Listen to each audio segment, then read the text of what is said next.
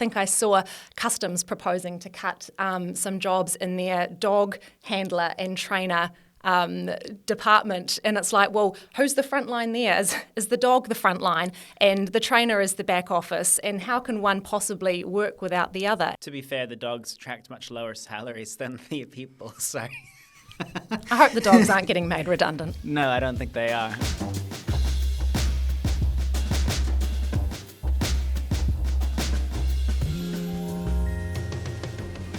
Hello and welcome to Raw Politics, Newsroom's weekly podcast and video chat on the big political issues.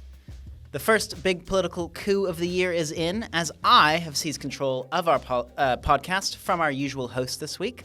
I'm senior political reporter Marc Dalder, and with me in Wellington is Emma Hatton. Hello. Hello. And joining us from Auckland, Newsroom's co-editor Tim Murphy. Hi, Tim. Hello, sir. I appreciate the correct honorific. It'll be a right honourable pretty soon, I'm sure. Today we've got a bit of a pre-budget special for you, as we'll break down the state of the public service cuts so far, chat about National and Labour's contrasting approaches to finance, and touch a bit on some of this week's housing announcements. To wrap up, we'll offer you some recommendations. It's 6 sleeps until Budget Day, on the day that this podcast is released. While the government has made a number of pre-budget announcements in recent weeks, the overarching narrative since December has been the cuts to the public service.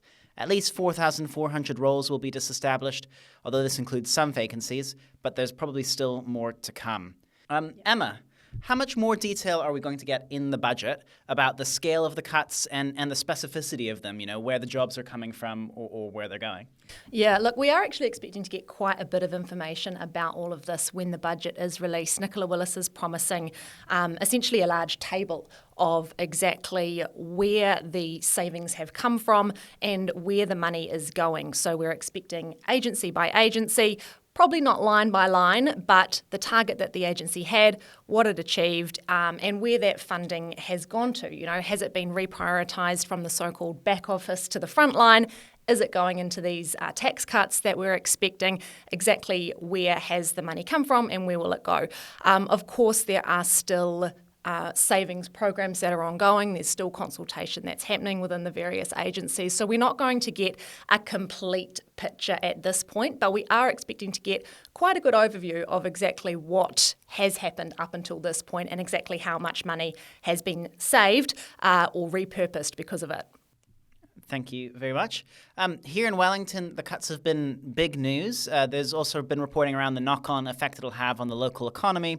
And I think the broad sentiment here is broad opposition to those cuts. But Tim, outside of the Beltway, what do people think of the public service cuts?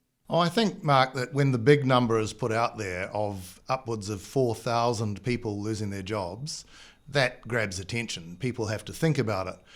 Some good work, I think, has been done by sort of political proxies of the right, the Taxpayers Union and some of the other people supporting ACT and National to say, well, that's fine. Yes, we're all feel for people who've lost their jobs, but the core public service rose by 10 or 15 or whatever the number is, 1,000 in the last few years. So they're kind of making this case that, yes, people are losing their jobs, but there was a big surplus of people brought on, and trying to sort of almost dehumanise the effect of it to say, well, look, there's been big numbers and now there's a smaller number being let go. I think that the interesting thing is going to be if you put it to a minister in normal times that the job seeker benefit numbers, the target numbers they have, is going to rise by 4,000 in the next 3 months. Out of context, not necessarily all these people from the public service, but if you just said 4,000 people extra will be on that job seekers benefit, there'd be a lot of concern and there'd be a lot of societal worry about that.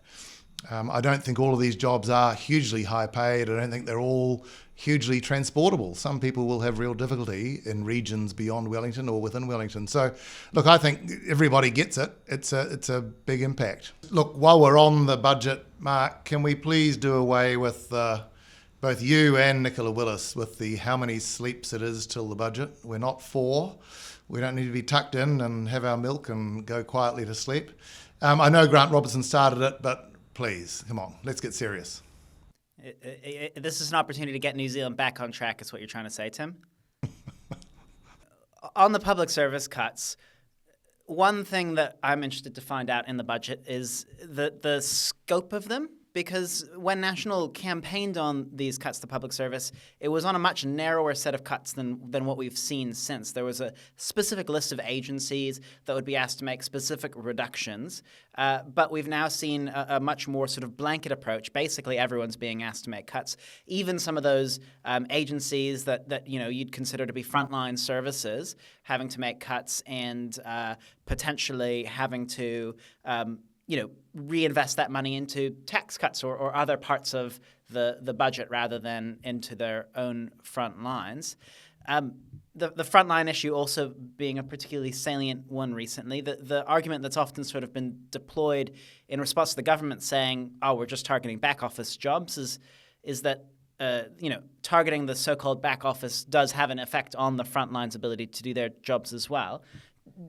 What do you either of you think of that argument? How important is that back office to how the front line works? Yeah, I think it's very, very clear that you cannot sort of delineate the back office from the front line easily at all. There's some examples, I think, when National was first proposing that this was all going ahead, there were some very clear examples. We're not going to cut teachers, police officers, corrections officers. It's very clearly frontline work. But then it starts to get murkier because you've got obviously roles that are back office that the frontline couldn't do without those roles there. I think I saw Customs proposing to cut some jobs in their dog handler and trainer department, and it's like, well, who's the front line there? Is the dog the front line and the trainer is the back office, and how can one possibly work without the other? And it's just ridiculous if you try and paint that argument, and I think that has softened over time. We have seen less about hard back office cuts and redirections to the front line. The narrative is still there, but it's increasingly clear that it is not that simple. For example, even things like payrolls and IT systems in government departments, they are crying out for cash. A lot of them are beyond their, term of life, and they desperately need some cash, and that is a decidedly back office function. To be fair, the dogs attract much lower salaries than the people, so... I hope the dogs aren't getting made redundant. No, I don't think they are. The other thing about all this is that it's not just in government agencies or departments that this back office, front office sort of dynamic plays out. Every restructure of a corporate, and lots of us have worked in big companies, the argument always is you can take it out of the back office, you can merge functions, and you can, the front office, or at least the front line, can learn to do some of the tasks that used to be done by those in behind them. It almost never actually transpires that can work for long. Eventually, and it's cyclical, another administration, even the same administration or the same company bosses, have to start to build up some of these roles again. So they cut bluntly, see what happens, and then sort of staunch some blood slowly with plasters to put things back together again. So look, I think we'll see, and I think we saw it already in one of the agencies was at education, where they've been cutting staffers and re-engaging staffers as contractors. They've been paying contractors as well to do these very things, and that's what happens. It's just a sort of a, it's not quite sleight of hand, but it serves a purpose for a time, and eventually a new kind of equilibrium is found. Alongside the constant drip of public service job loss news, we've had what feels like 1 million pre-budget speeches from Nicola Willis. And Labour's finance spokesperson Barbara Edmonds also took the opportunity this week to make an address. Emma, you've attended quite a few of these events, maybe a couple 100,000. What are the big messages that each of these women are trying to convey? Yeah, I think it's been interesting watching both of them, because it's the first time for both of them in their respective roles, obviously. And, it's hard to compare an opposition finance spokesperson to the actual finance minister just, a week out from the budget, because clearly one has far more clout than the other at this stage. But what I have found interesting is that both of them chose to give their first pre-budget speeches to the exact same audience in the almost exact same location. So both of them decided to give their pre-budget speeches to the Hutt Valley Chamber of Commerce. And to me, that made sense for Nicola Willis. She was talking to a business audience. Her key messages were, if we get the settings for the economy right, business can prosper, people can buy homes, children will go to school. All of that flows on if we have the economic settings right. You, as business people, as small business owners, as the salt of the earth, everyday Kiwis, you are who we are making this budget for. That was her message, and it was pretty unsurprising, right? What I did find slightly surprising was that Barbara Edmonds addressed the same audience and kind of in the same way. You might have thought that she would have drawn on perhaps going to her local electorate, potentially, maybe giving her address at a budget advisory service or something like that. But she also spoke to the business community, and she really played up her economic and business and tax background. She's obviously not new to this field. She has extensive working background in this area. And she was kind of coming in hot saying, I know exactly what I'm doing. I may not, and she's owning this, I may not have the kind of the star power and the speech value that Grant Robertson would deliver. He could draw the crowds in, but she's saying, look, I know what I'm talking about. I know what I'm doing, and I'm not here to muck around. I know exactly what this economy needs as well, and I'm going to talk to you as well on the exact same level. So I thought that was interesting, and I actually thought she did quite a good job for her first pre-budget speech as well. Tim, as a frequent watcher of Question Time, maybe more frequent than those of us in Wellington, can you tell us a little bit about the way the clashes between Willis and Edmonds have been playing out in the House?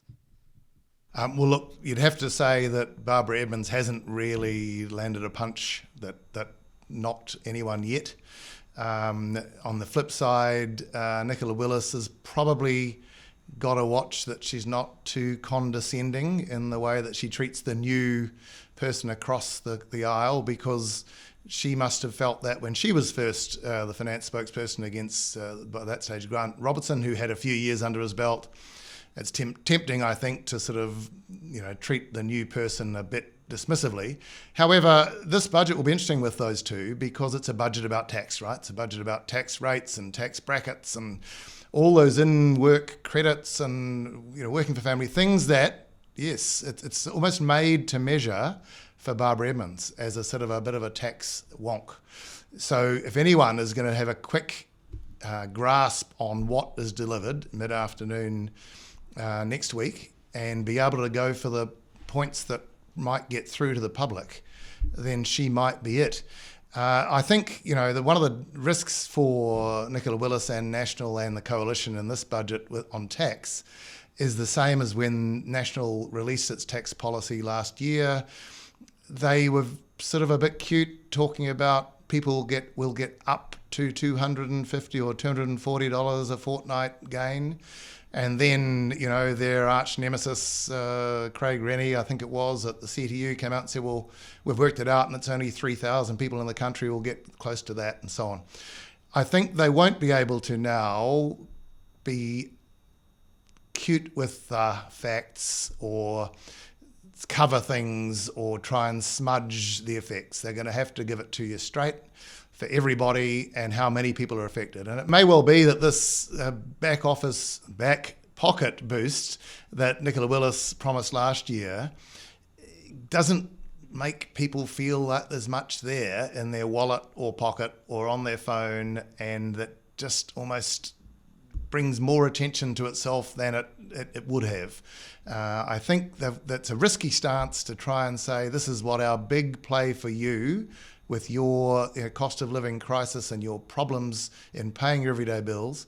Here's what we're doing, and here's how little it might be. And for some people, one of the figures last year in their stats was that if you were a person without children earning $44,000, you were going to get $2 a week. So that's a thing that always comes out of these things, the sort of the chewing gum benefit, and that kind of thing for you. So I think it's going to be an interesting watch, and Barbara Edmonds might well be the person who cuts through to these sort of really pertinent, memorable points.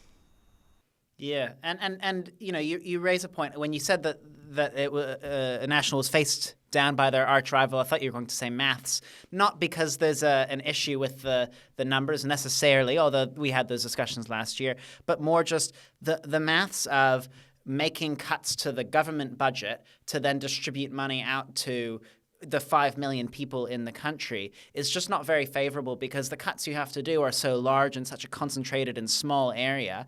And then what everyday people get is like you say, it's the chewing gum, the maybe $2, $5, $10 a week. Anything helps, but not much of this is going to keep someone in their house when they otherwise couldn't afford to pay the rent, or mean that suddenly they're able to buy the vegetables instead of the canned vegetables or what have you. And it raises the question then, I guess, of what's the final impression of this budget going to be? Nicola Willis has gone to great lengths to say it's not an austerity budget. She kind of bristles at comparisons to Ruth Richardson, partly, I think, because she feels there's a gendered element there as another female finance minister for the National Party, but also because, they're talking about tax cuts and the degree to which they are cutting public spending is much, much lower in absolute terms and percentage terms than what was proposed in the 1990s. But the impression one might get coming out of that budget still will be, like you've said, Emma, they'll lay out all the cuts that they're making to the public sector, and then they'll say, here's what you get in your back pocket. And if that's not enough, people will go, was that level of cut worth it? Just one last question on Barbara Edmonds. Tim, you've seen quite a few finance spokespeople come and go, and Nicola Willis herself, starting off in 2022 as the finance spokesperson for National, has grown as a debater and as a policymaker since then. Do you think that Barbara Edmonds can kind of grow into that role? Oh, undoubtedly. All sorts of people have come through into that role who you wouldn't have thought were obvious. Michael Cullen himself was a historian. He was previously Minister of things as diverse as social welfare and things like that. He was not someone who was an obvious finance wonk. As it turned out, his history studies were in economic history, so he wasn't out of water, but he wasn't someone who was obvious when he took it over. I think everyone from Stephen Joyce on, he was a business person, sure, but he wasn't, again, someone who you looked at and thought was a natural with the public finances. Nicola for sure, Grant Robertson, that none of them, it's a tough gig to get. And you benefit from having some time in opposition building up to it, as Nicola Willis did. And I think Barbara Edmonds will as well. That they'll be out for 3 years. Well, probably it might be shorter. But if they're out for 3, that's a reasonable grounding. If they're out for longer, you get to become very polished and very au fait with the workings of public finances. Yeah. Assuming you get to hold on to the role for that length of time, there were quite a few other finance spokespeople who came and went for the National Party before Nicola Willis got the job. There were, goodness. We should have a quiz for our listeners to say who could name the last 3 before Nicola. It'd be a very difficult to answer. Well, partly difficult because at one time there were 2 people holding the same job, kind of, with Andrew Bailey and Michael Woodhouse. Our audience question today is, why is the government scrapping the first home grants when they say they want to help more first home buyers get into a house? Chris Bishop on Wednesday announced kind of the scrapping of the first home grant. I say kind of because it was first reported by NewsHub the previous evening. Some of the money that they're going to save from scrapping that grant will go into more social housing places, and some of the money is yet to be allocated. We'll find out on Thursday exactly where that's going. He says the first home grants weren't really helping people get into houses. They were maybe helping people buy a house a little bit earlier than they would have otherwise, but they weren't making that difference between someone who would just keep renting and someone who would go and buy a house, and that the money could be better spent on other issues like social housing. And he says, the government's approach to building housing and to making housing more affordable for first home buyers is more on that supply side, so making it easier to build housing, to densify, and also to build on the outskirts of cities. But this does highlight that difficult politics of housing. Christopher Bishop did say sometimes he has to make the right decision even if it's unpopular. Tim, you've reported also this week on another unpopular housing decision the government has made. Can you tell us a little bit about that and what does it mean when the politics of housing don't necessarily align with the good policy of housing? Look, housing is a particularly sensitive issue, isn't it? It seems to me that when either side get in, they just flip and flop back to where they were before. And it happened in National's time. When Labor took over, they junked lots of what National and Bill English, the reviewer who's done this work for Chris Bishop in the last few months. And now National looks to junk some of Labor's reforms. I think the sort of the cloak for it is the scale of Kāinga Ora and its debt payments, which mean that its annual budget, a lot of the money it is allocated, they're having to spend on interest payments and depreciation, so they're just not able to cover it.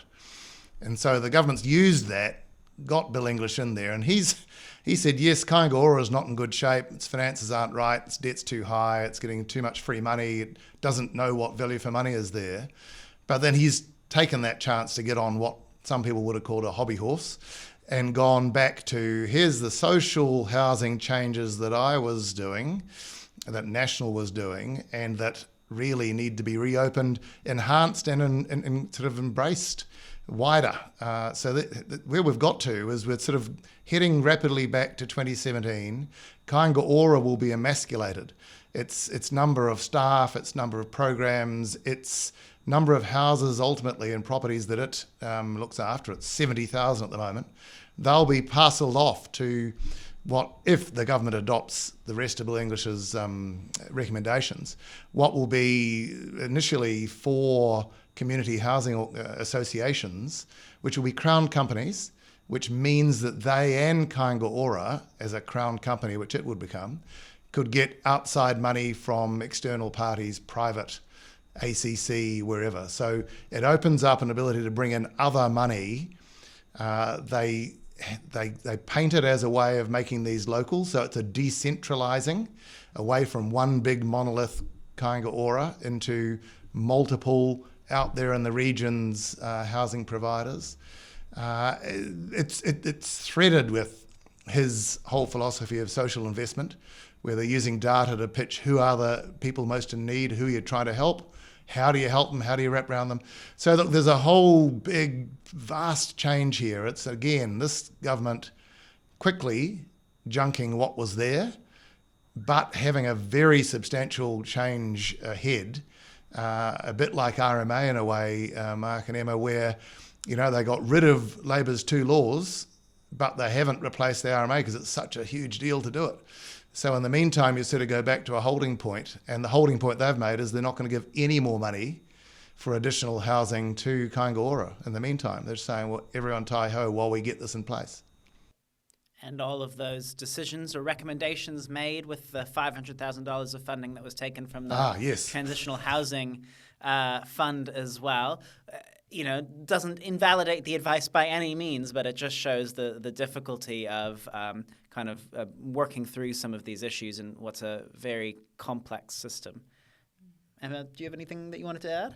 No, I mean, obviously, I think the first home grant, ditching it is a slightly dangerous play for optics alone. It's seen as a leg up for first home buyers. People, already we're seeing the stories of people who were so close to being able to get their first home and now they can't. The rug's been pulled from under them.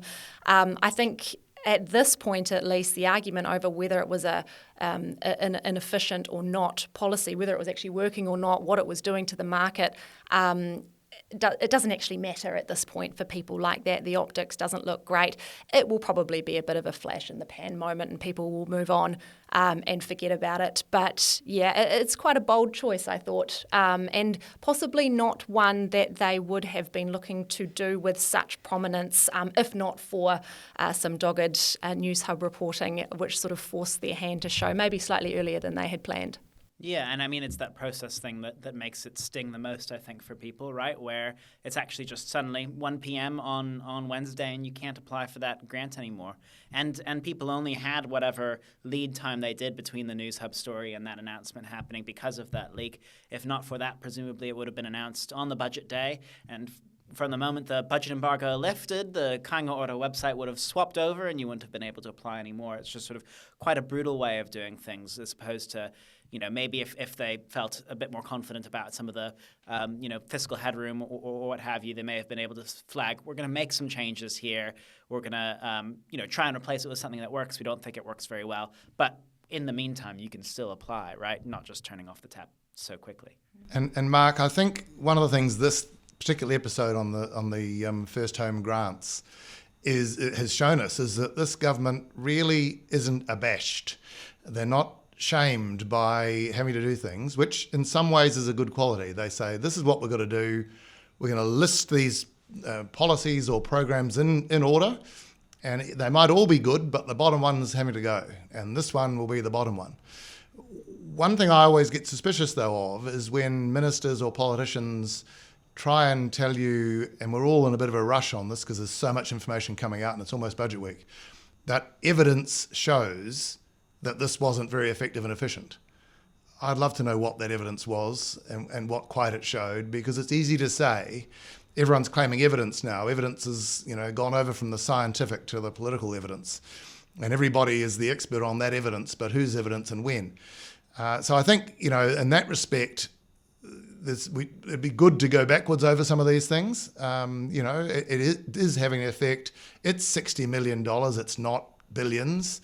And it's $5,000 to many people getting the grant, which is not huge, but it is what it was intended to be, a little bit of a lift.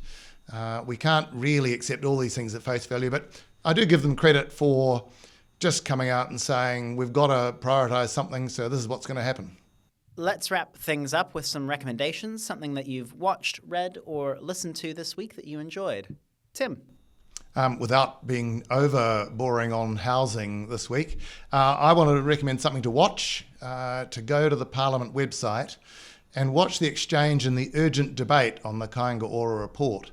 There was a really good couple of feisty, spirited speeches that had a lot of content, a lot of numbers and facts, a lot of contesting of issues between Kieran McAnulty and Chris Bishop.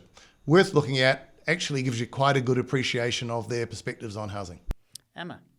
I would recommend having a read of Audrey Young's piece in the Herald this week on David Seymour's Inner Circle. She's done a few of these pieces on various politicians and the leaders of the parties in particular. This one's quite interesting, and I think without giving too much away, there's some people in there that inspire David Seymour that you might not be expecting. And my recommendation this week is a piece by Emma on the return of Evan Price. He's an individual who Newsroom's written quite a bit about in his various businesses and affairs. And he's back again with a new bold business claim around a resin factory that he claims to have started up. Always worth a read whenever his name pops up or whenever Emma's does. That's it from Raw Politics for this week. Thank you to our producer, Hugo Stewart, and our readers, listeners, and viewers. Please send any burning questions that you've got to our deposed leader, laura.walters@newsroom.co.nz. And because it's going to be a busy budget day on Thursday, we might be a little bit later in the day when we release on Friday, but you will be able to find us next week. That's 7 Sleeps here on YouTube or wherever you get your podcasts.